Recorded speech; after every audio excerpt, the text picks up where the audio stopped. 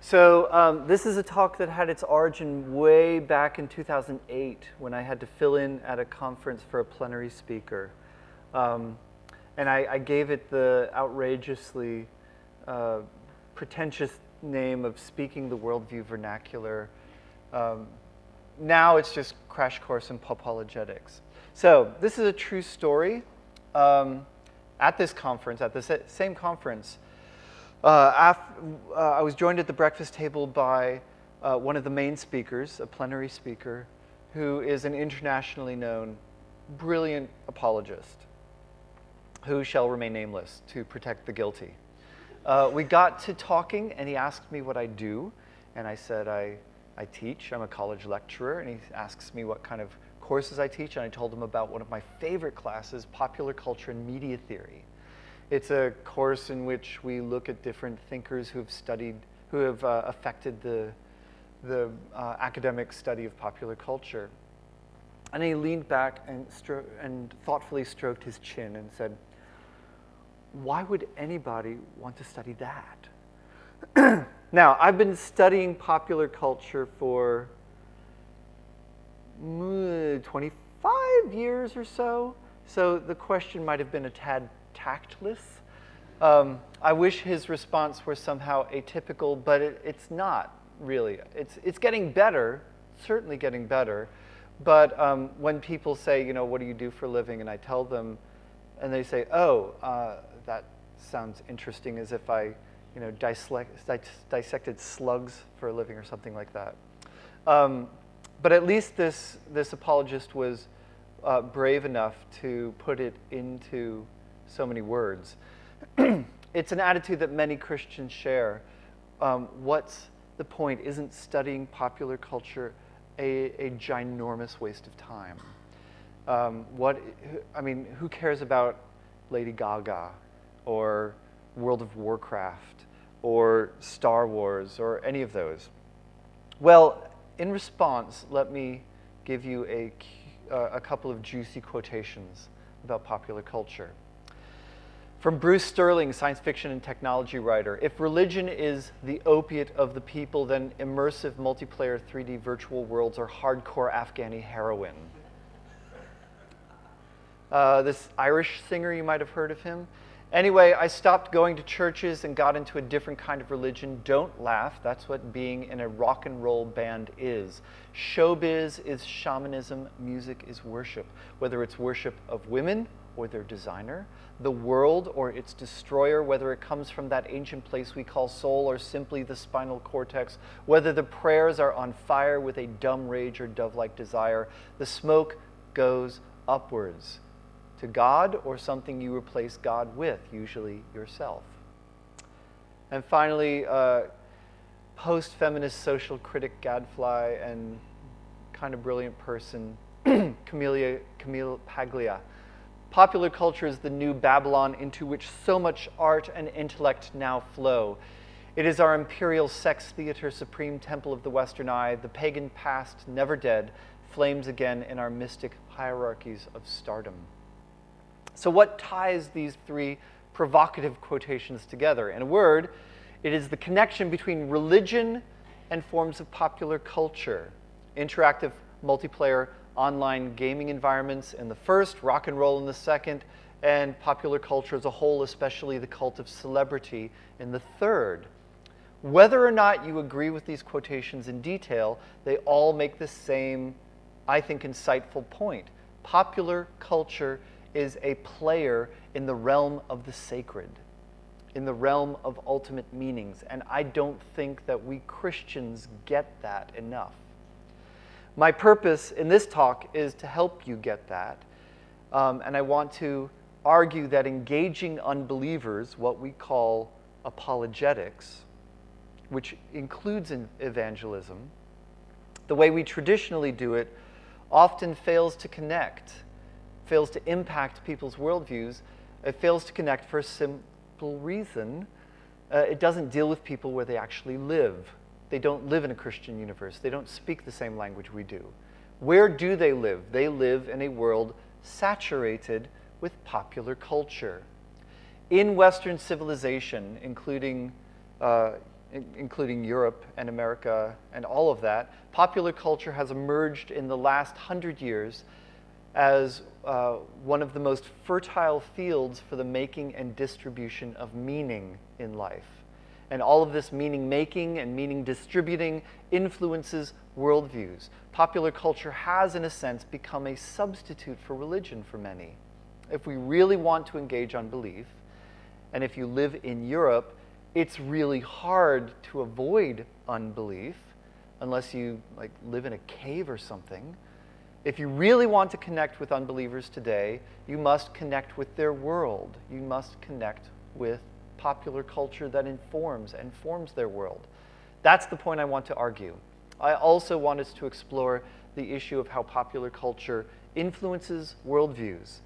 And then we'll spend some time exploring how to respond as Christians. How do we understand popular culture? How do we speak back to it?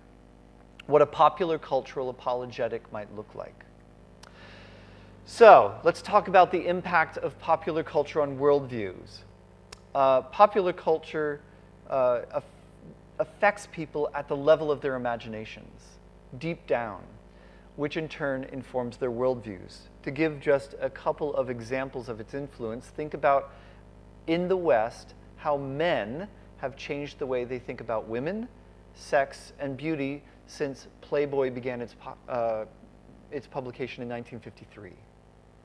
Or think about how we understand fame and material success under the influence of the many celebrity lifestyle magazines and TV shows. Think of how Nike ads have changed the way we think about our own bodies and exercise, about pain. Just do it. Just do it. Do it. You have to. You must. Think about how Tolkien's books and the movies inspired by the books have shaped our understandings of heroism, sacrifice, and evil. In America, land of popular culture, and think of how our sense of humor has changed since the airing of The Simpsons in 1989. In America, land of popular culture par excellence, there is a generational divide between those who are too old to enjoy Star Wars when it first was released in 1977. For you youngsters, that would be episode 4. And those who have grown up with it and have seen it 10 times or more. That is, those born in the 1960s and later. That's my generation. And now I'm starting to see among my students, people are like, oh, Star Wars. I'm like, what do you mean? Star Wars! So Star Wars became, for many in my generation and later, a quasi-religion because for many it crystallized the turn away from organized religion towards spirituality, however that is defined. Popular culture has an immense impact on us and our worldviews that borders on and often spills over into the religious. In the case of Star Wars, it actually became an organized religion. Last UK census, top 5 religions. Shall we name them? Number 1, Christianity. Number 2, Islam. Number 3, Hindu. Number 4, Sikh. Number 5, Jedi. Now, some of that may have been people just joking and having fun, but all of them, there is an organized Church of the Jedi in the UK. My point is simply this: popular culture affects us and those around us on the level of worldview, on the level of imagination, the assumptions we make about everyday reality by creating imaginary worlds that we are invited to inhabit. And I'll talk more about what that means exactly a little later. Popular culture works aesthetically, emotionally, imagistically, imaginatively, rather than simply appealing to bare rationality through argumentation. A song or a movie that casts doubt on the existence of God is so much more potent often than an argument against God's existence. Like people are listening to that rather than Dawkins, for instance. And we need an apologetic that can respond to the subtle, rich, and multivalent influences of popular culture. The problem is traditional apologetics, the way it's often done, ignores popular culture, and it is ill-equipped to deal with it in any case. The traditional method, for those of you who have studied apologetics, traditional apologetics defines itself this way. Apologetics is a science that endeavors to show that Christianity is the most rational option through the use of evidences of various kinds. For those of you who know apologetics, this would be classical evidentialism. Whether that's historical evidence for the resurrection or scientific evidence for the Big Bang or intelligent design or whatever, or argumentative logic to show Thomistic proofs that prove the existence of God or whatever. And while these arguments and evidences are often insightful and interesting, sometimes they just don't connect with our hearers. Why not? Well, because there's a problem with the traditional way that apologetics is done. It tends to misunderstand the people we talk to. These people are not simply logical brains with legs attached, but they are rather whole creatures, embodied creatures living, immersed in cultures, including environments saturated with popular cultural works, television shows, movies, songs, blogs, computer games, online communities, magazines, sports, novels. You get the idea. The second way it misunderstands the people we talk to is that people are not neutral. People are not neutral, rational, calculating machines. Rather, the people we want to connect with are also fallen and rebellious creatures for whom popular culture often serves as a way to suppress the knowledge of God and provide substitute gods. It isn't as if the people we talk to don't know God. According to Romans 1:18 through 25, unbelievers are fairly swimming in the knowledge of God, actively suppressing the knowledge of God within them and exchanging it for idols or idols. Get it? Get it? And popular culture plays a huge role in that suppression and substitution activity. And both of these aspects, cultural embeddedness and this rebellious suppression of God's revelation and substituting an idol for God, express themselves in worldview. So perhaps, I am suggesting, we need to rethink our strategy for engaging unbelief. Unbelief is not simply a form of irrationality. It's not simply about not handling the facts correctly. More significantly, unbelief at its core is a system of revelation suppression, squish it down, and God substitution, swapping out one God for another, also known in the Bible as idolatry. And that suppression and substitution dynamic needs to be engaged at a deeper level than simply arguing about facts and evidences. Rather, it needs to be engaged at the level of worldview interpretation. These idol-driven worldviews need to be engaged imaginatively, using arguments to be sure, and we will have arguments to talk about, but arguments that deal with the complex imaginative structures circulating in popular culture. Popular culture affects worldview, and we need a worldview apologetic that is equipped to deal with popular culture. Now, before I lay out such an apologetic, it is important to understand the nature of the influence of popular culture upon worldview. How does popular culture influence us? One group of conservative cultural critics sees popular culture's influence as an active force shaping passive minds. In other words, popular culture distracts us and lulls us into a stupor and manipulates us with us being unaware or maybe only dimly aware that anything has changed. This model of popular culture sees it as something like a whale, in this case a fin whale. How does a whale catch its food? Anybody? It just opens its big mouth and draws in all the small helpless little creatures like krill and plankton. So too, these critics would argue, we get sucked in by the huge, inescapable, pervasive influence of popular culture. We are changed just because popular culture is everywhere and its messages are repeated again and again and again. I call this way of understanding popular culture's influence the direct assault model. For those of you who might know some media theory, this is also known as the silver bullet approach, or the injection theory. It just kind of goes into our brains and changes us, and we are changed. It's not much of a theory, actually. That is, popular culture's influence boils down to a direct assault upon our passive minds by virtue of its superior force. There is, of course, something to be said for the direct assault approach. Popular culture is pervasive. It is like an atmosphere that surrounds us. It is insistent, it is repetitious, and much of the time we don't make a conscious decision to be influenced, and we are influenced nonetheless. However, I have my doubts about the direct assault model, that it can explain the depth of the way popular culture influences us, because it never really deals with how popular culture is a meaningful form of communication.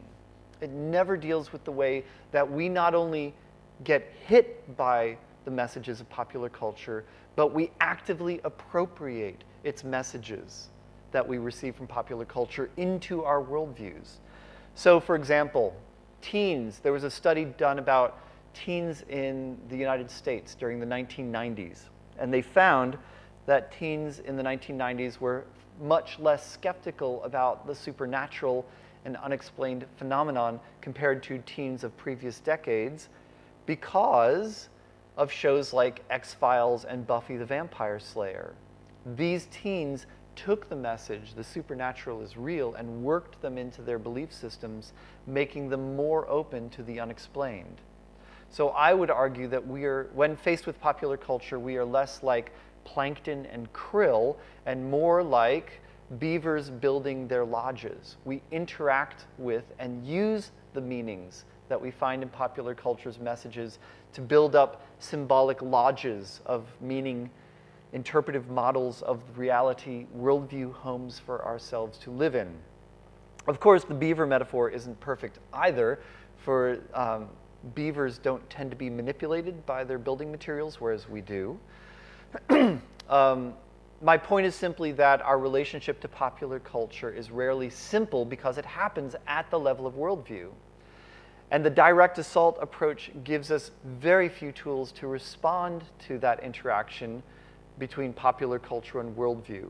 I guess except besides going, la la la la la, I'm not listening, la la la la la, let's not do anything with popular culture, in which case you're cutting yourself off from non-Christians, right?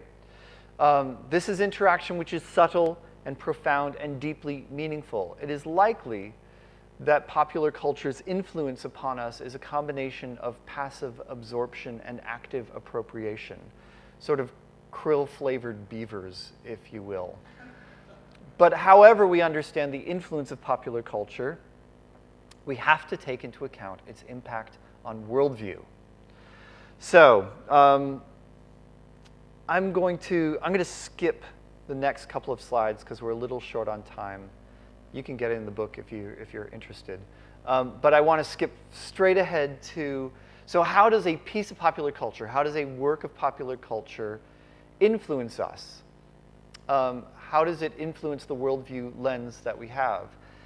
And to answer that question, I'm going to ask you to think of any number of Hollywood movie trailers you might have seen.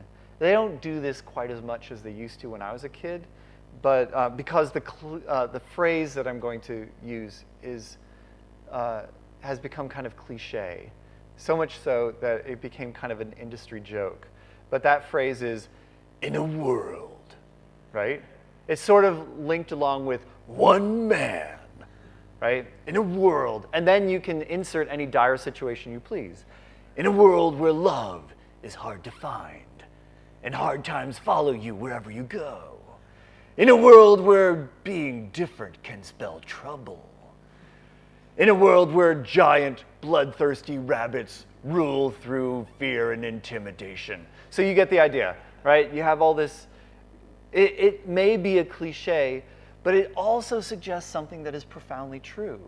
Namely, popular cultural products, and films in particular, create imaginary worlds of meaning for us. That's what they do. That's why they're made.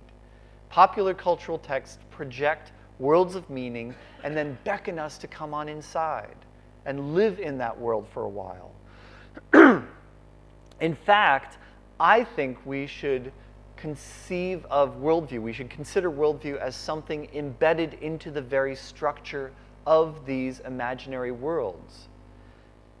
It is the shape of these worlds that influences our worldview. So when we talk about worldviews in relation to popular culture, we need to remember that a worldview isn't simply some philosophical statement kind of stapled onto a movie or a song or a television show or whatever, like some manifesto just kind of pasted on there hastily. That's a mistake that some Christian cultural critics make when talking about popular culture. Well, yes, this is an existentialist film. This is a New Age novel or whatever.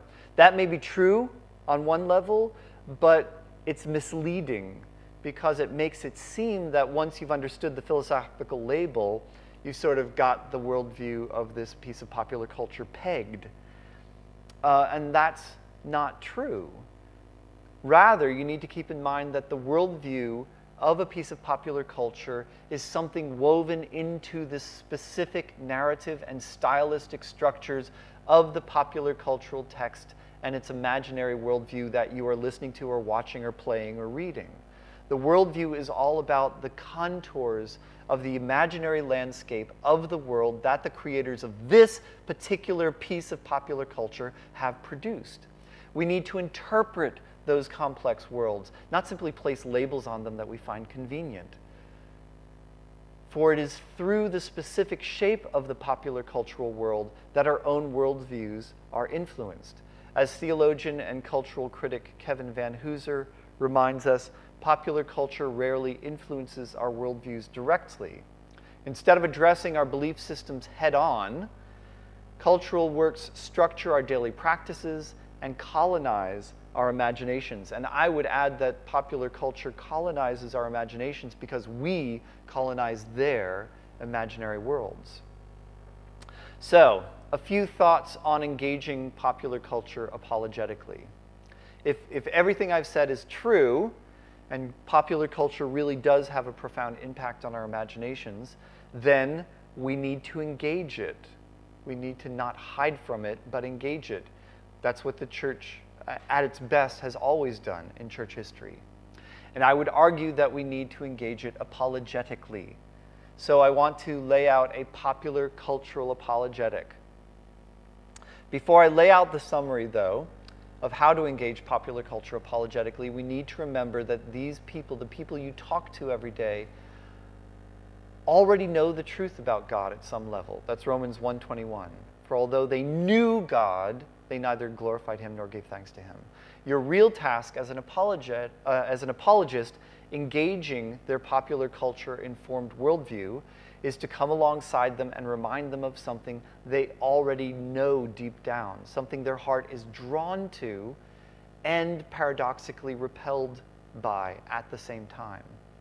You can connect with them on the level of what they know as true and excellent, at the level of desire and imagination through popular culture.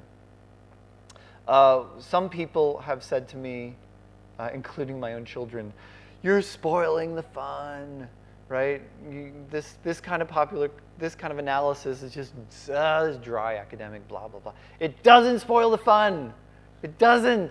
In fact, I think it enriches the fun. It enriches your experience of popular culture because you're actually thinking about what you're watching or playing or reading, and it is a way of staying faithful to Jesus Christ as you enjoy popular culture, which, gosh, I think is a good thing. So staying faithful to Christ, who both asks us to be in the world, engaging the world, calls us into the world, and says don't be of the world. Think about what you're engaging. Think about how you're dealing with that. All right, so I'm going to lay out 5 steps for engaging popular culture. Number 1, 5 heuristic questions that you can ask. Number 1, what's the story, Morning Glory? Each work of popular culture contains a story, even if it does so implicitly. Why? Because we humans love, love, love stories. And we learned this from a very early age, right? I remember giving a chapel talk. We were involved in a Christian school, and I remember giving a chapel talk about how God creates stories for us to be in. And I told some weird story that I just made up on the spot about a little boy with a dog who had a magic lasso and wanted to lasso the moon. And I just kept telling it. And then I said, so that's story, right? You guys like story. And then I went on with the rest of the chapel talk. And afterwards, all these kids came up to be like, what happened to the dog and the rope and the moon? I was like, kids, it was just a story. No! Tell us the rest of the story. It's kind of hilarious. So we are addicted to stories. This is what humans do, that we love story. If you want a boring lecture to become, or a boring sermon to become, kind of grab your, tell a story. Stories are good. So ask, what is the story? And you find stories everywhere. For example, a basic 12-bar blues song. My baby done left me. She hurt me so bad. She was the best gal I ever had. Now I got the blues all day long. All right, that's a story, isn't it? I done had a woman. That's the beginning.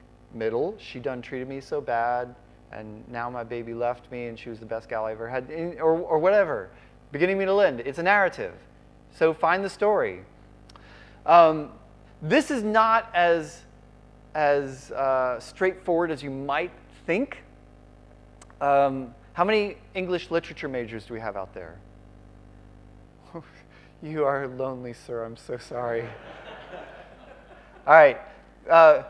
You have a leg up on all of your colleagues here. Why? Because English literature majors, story is our stock and trade, right? Right? And as one English literature major to another, it's not just good for working at McDonald's, okay? You could actually do interesting things with English majors. But so you need to understand basic story structure, plot points, major turning points in the story. The arc is the journey that a character is on, what he learns, what he fails to learn, how he changes, whether the conflict is external or internal. External conflict. Kidnappers have stolen this adorable child. We got to get her back. Let's do this, right? That's external. You've got criminals, you got a guy with a shotgun, a policeman, hopefully, with a shotgun. I don't know. With things the way they're going in America, maybe not. Or internal, internal.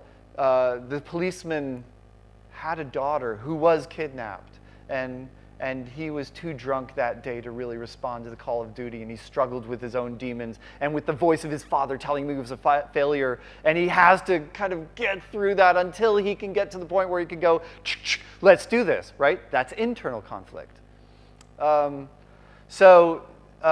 Knowing literature, I mean, if you guys have been to seminary, you've had to do this anyway because you have to understand Bible stories. But get the story right. Now, what if there isn't exactly a story? What if there isn't exactly a plot to deal with? Like a lot of electronic dance music. Come on, baby, move your body, right? There's not a lot of story there. What you want to do is instead get at the mood. And when I'm talking about mood, I mean what literary critic Northrop Frye means, the emotional landscape back of a poem. What is the emotional architecture that the songwriter or the DJ or whoever is creating for you to inhabit and dance and move your body? That matters. Mood matters. It can be analyzed. It can be thought about. All right, so a lot of this analysis will also be tied up in the next step. Where am I? Where in the world am I? Or more importantly, what world am I in? This question has to do with the style and the shape of the imaginary world of the popular cultural text. In this case, it is the planet Mongo from the 1940s serial Flash Gordon that was popular in the United States. Yeah, gotta love Mongo. Mongo? Is there a Mongo in the room? Oh, okay. I am fairly confident that he will not flash us, so don't worry about that. What was that ring? Was that like a rim shot? As important as understanding the narrative, story's important, content's important. As important as that, you have to understand the stylistic contours of the imaginary world projected by this particular piece of popular culture. This is something that sometimes Christians overlook, but style means something. What sort of feel or aesthetic approach does this particular artist give to this particular imaginary world? How would you describe it? Is it cold and clean like IKEA furniture? You know, is it warm and cozy like a country house? So nail that down. And in nailing that aesthetic down, that style and structure down, you have to become familiar with the aesthetic vocabulary that differs in the popular cultural work that will differ from medium to medium, genre to genre. Movies make a stylistic statement differently than television programs do. And these are different again than magazines or computer games or rock and roll songs. So it pays to be familiar with the tricks of the trade. How do artists working in that particular field do things? How do they mean things? How do they provide mood and texture and things like that? Let me give you a short example of what I mean. How many people have seen Mystic River? Wow. Wow, people, come on. This is a movie by Clint Eastwood, and it's a story that involves three friends who have grown up in the South Boston area, rough area, Irish Catholic. One is named Sean, played by Kevin Bacon, and one is named Jimmy, played by Sean Penn.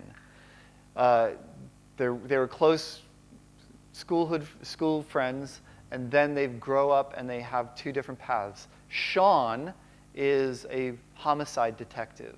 Jimmy is the leader of a local Irish organized crime gang. And Jimmy's daughter has gone missing, and police cars gather at a local park in an abandoned and around an abandoned bear cage. They used to have bears there, and Jimmy wants to know what's going on. Let's just walk through the piece, shot by shot. How do we get into the scene? Actually, we follow the police dog, and then camera tracks with Kevin Bacon, with Sean, as he goes towards the bear cage where the body was found. Coming the other way is a policeman who says, "I ain't never seen nothing like that before," which is preparing us to see something terrible, right? And then we see overhead shot of the bear cage, and then what? A shot from inside the bear cage, like she's looking out. In Hollywood, there is a sort of filmic convention called shot reverse shot, right? And you do it when characters have a conversation. Shot, this guy's talking, and you look at him, and then camera comes over here and you look at the other person, right? And that's how you have a conversation. That's how you keep track with who's talking and stuff like that. This time, reverse shot comes from the dead girl's perspective. Why? Why use that shot? It's really kind of odd, unusual. Why use that shot? Because she's the lowest. She's the lowest, and you get kind of a low shot on all the other characters, sure.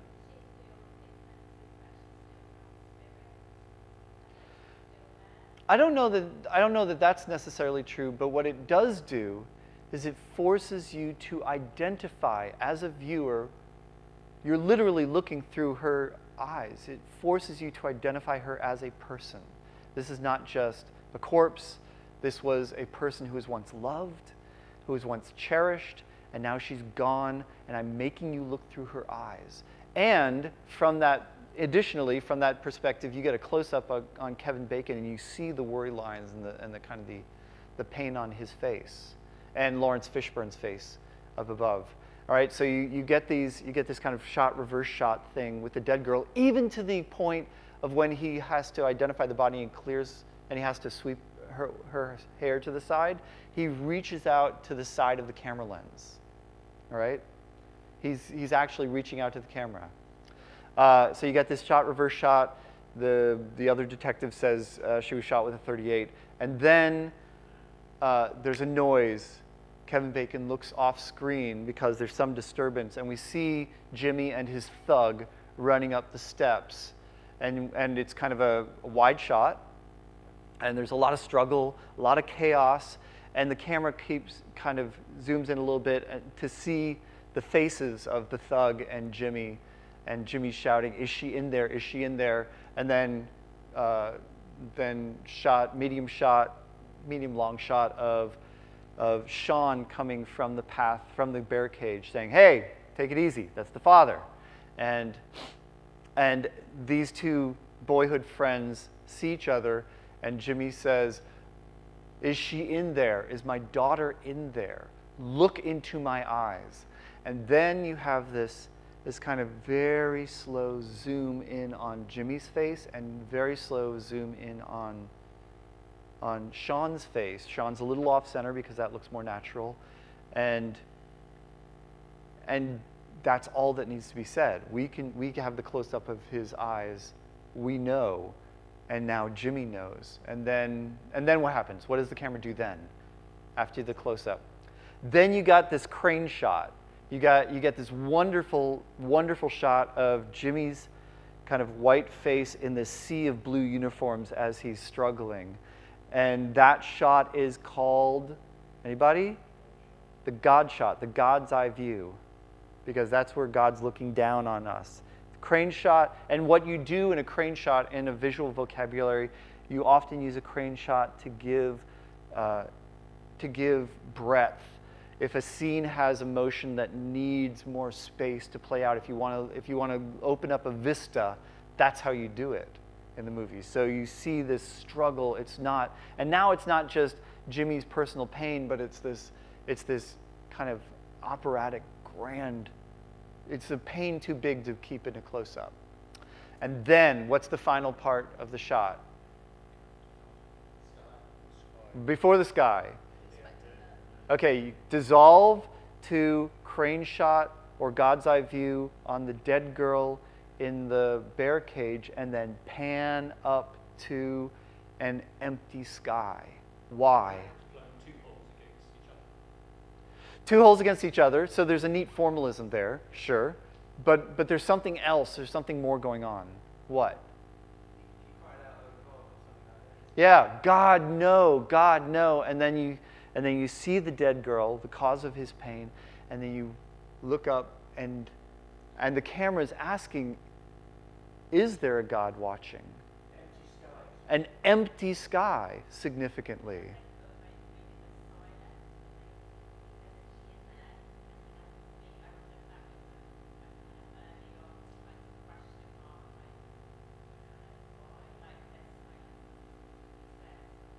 Yeah.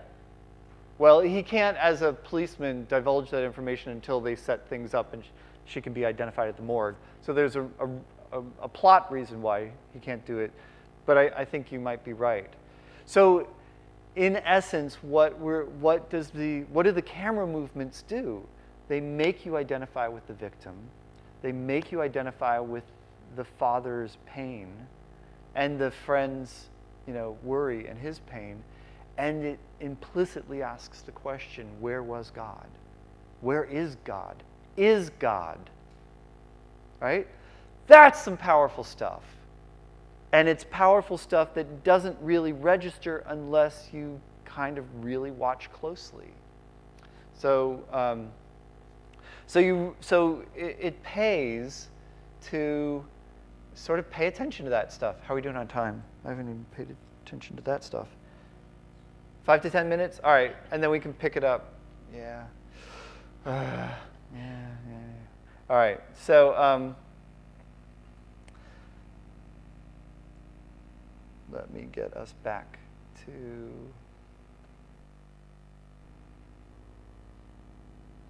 from current slide. All right. So get to know the tricks of the trade. How do you do this? How do you do this? Well, one obvious way is you watch a lot of movies. Da-da, right? You just watch a lot of movies and you start noticing things.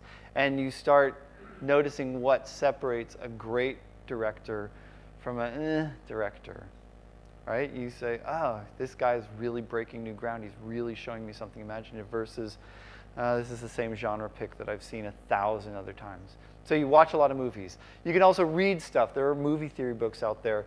There are also these wonderful things on Vimeo and YouTube called Supercuts. Supercuts are one of my favorite things in the universe. And what they are is they are some guy at home with some editing material who wants to make a point about either how different directors do things differently or how movie cliches get hit upon again and again or something like that, and they just go boom, boom, boom, boom, boom. And so they're like, if we had time, I'd show you one. There's the back to the camera montage, and that is all these different movies from these different screens, all with characters with their back to the camera, or all these characters with their backs to the camera, and how filmmakers use that to show a performance. This guy's performing before an audience, or to show he's thinking about suicide and we're looking over him. You know, there's a supercut about characters about falling. There's a supercut about certain phrases like "get out of there," and just all the movies that use this certain phrase. And some of them are silly, and some of them are beautiful. There's one that's called "The Last Shot" in the very last thing you see, and it shows all of the last concluding shots of every movie, which is amazing. And there's another one that shows every opening shot. So, getting that, there are whole film schools on YouTube and Vimeo. Cinecuteo is one of my favorite. But there's others. There are people who just write essays about film format, and they're all up on YouTube.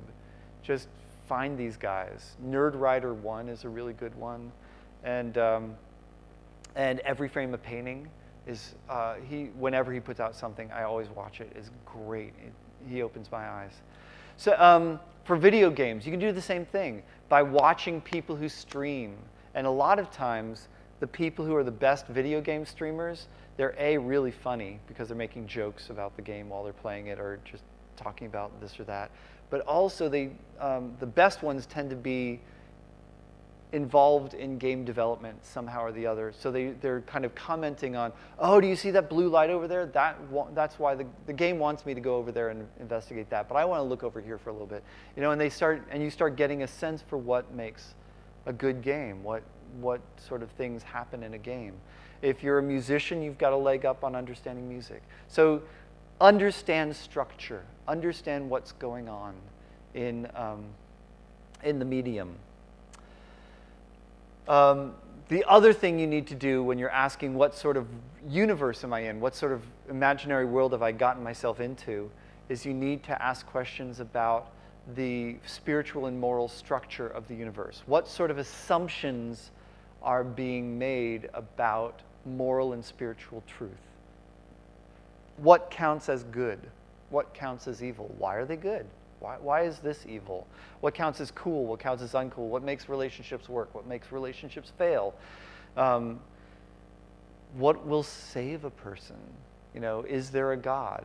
Does that question even make sense? Just ask questions, more and more questions, and you get this kind of, you start through the stylistic stuff and through the questions that you ask, you start getting a composite picture of what the landscape of this imaginary universe looks like. How does it function? What makes the world go round in this universe? And that's going to be very important for the next couple steps. Oh yeah, so you develop a feel for this piece of popular culture that you're investigating and how it functions. And that's going to give you some information about what worldview challenge this piece of popular culture holds.